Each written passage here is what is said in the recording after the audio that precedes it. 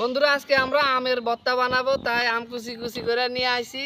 এখন আমের সাথে আরো কি কি দিই তোমরা দেখতে থাকো। যদি দেখতে থাকো পুরো ভিডিও দেখো, তাহলে তোমরা এভাবে বানায় মজা করে খাইতে পারবো। আর আমি কিন্তু আমের এই রেসিপি খুব ভালোভাবে বানাইতে পারি। এখন আমের সাথে আমরা টমেটো কুচি কুচি করে, এই যে টমেটো আগে থেকে কুচি কুচি করে আনছি, এটাও দিয়ে দিলাম, যাতে আমের সাথে টমেটোর একটা ফ্লেভার আসবে আর টক মিষ্টি আর একটু ভালোভাবে লাগবে।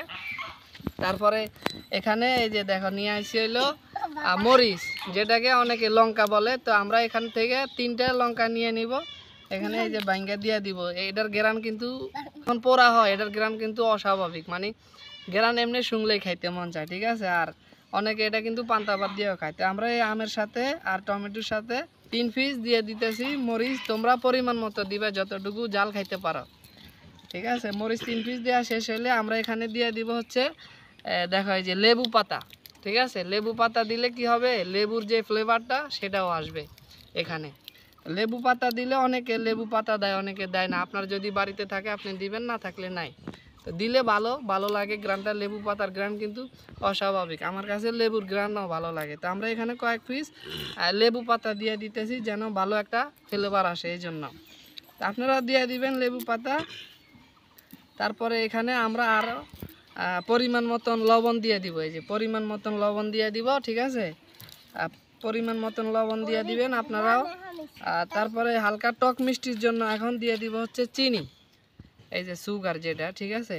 চিনি দিয়ে দিব আপনারাও পরিমাণ মতন। যারা অনেকে চিনি খায় না, যদি না খান তাহলে দেওয়ার দরকার নাই। চিনি দিয়ে দিলে এই যে যারা ছোট আছে বাচ্চা, এরাও খাইতে পারবো। অনেক মুরব্বি আছে তারাও টক মিষ্টি পছন্দ করে, তাদের জন্য চিনি দিয়ে প্রযোজ্য। তারপরে আমরা এখন দিয়ে দিব সরিষার তেল। এটা হচ্ছে অরিজিনাল সরিষার তেল দেওয়ার চেষ্টা করবেন। অরিজিনাল সরিষার তেল দিলে তাহলে আরও এটার ফ্লেভারটা অন্যরকম একটা ফ্লেভার আসে। এটা যে হাতে মাখার যে স্বাদ আলাদা, আর একটু তেল দাও। এটা কিন্তু আপনি যখন হাতে বাজারে কিনে খাওয়া আর নিজে মাখায় বানায় খাওয়ার স্বাদ আলাদা। তো যারা তারা বুঝতে পারে যে এটার কত স্বাদ। তো আমরা এই যে এখন মাখাইতেছি, দেখেন।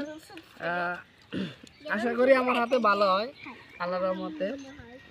তো দেখেন কেমন হয়। টমেটো, তারপরে মরিচ, তারপরে লেবু পাতা, চিনি, লবণ সব কিছু দিলে দুপুরের এই টাইমে এগুলো একবারে যারে দিবেন, যে খায় না সেও খাবে।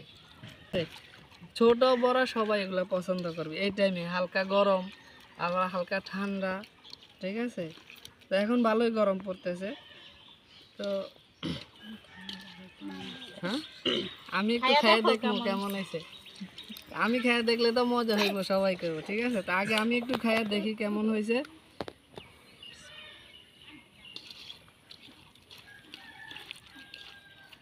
তুমি তো আমার লোক, তুমি খাইলে কইবা ভালোই হয়েছে।